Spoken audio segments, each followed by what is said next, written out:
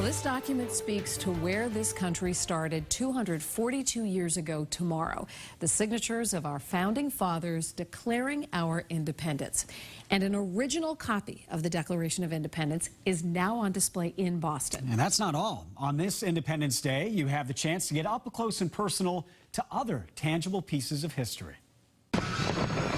It's an opportunity to go beyond the fireworks and hot dogs and have an historic experience this Independence Day. I'm very fond of saying the history of Massachusetts is the history of America, and tomorrow we prove it.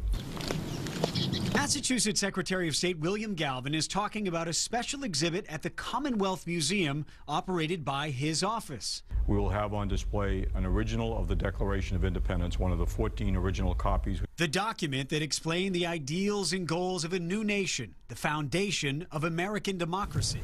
So this is a letter from General George Washington. You'll also be able to see the letter Washington wrote to Massachusetts leaders just 5 days after the Declaration was ratified, arguing that the British will never accept American independence. We poked the bear, basically, and he's going to need some help, and he's asking for some troops. He's been empowered by Congress to ask for 3 regiments of troops from Massachusetts.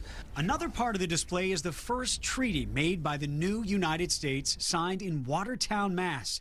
It created an alliance with 2 Native American tribes against the British. The nation really did begin in 1776, and it's really what we're celebrating. The museum also has extensive exhibits tracing the history of Massachusetts and the Commonwealth's role in founding the nation. It's something that we should remember the history of it and what people gave up in the past to accomplish what we have today and what we're called to do today to keep it for the future.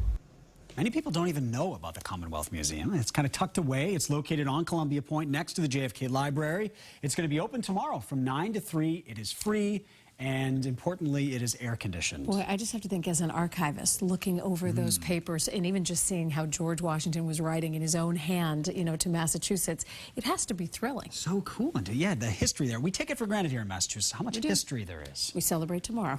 We have much more still ahead. The news at 6 starts right now.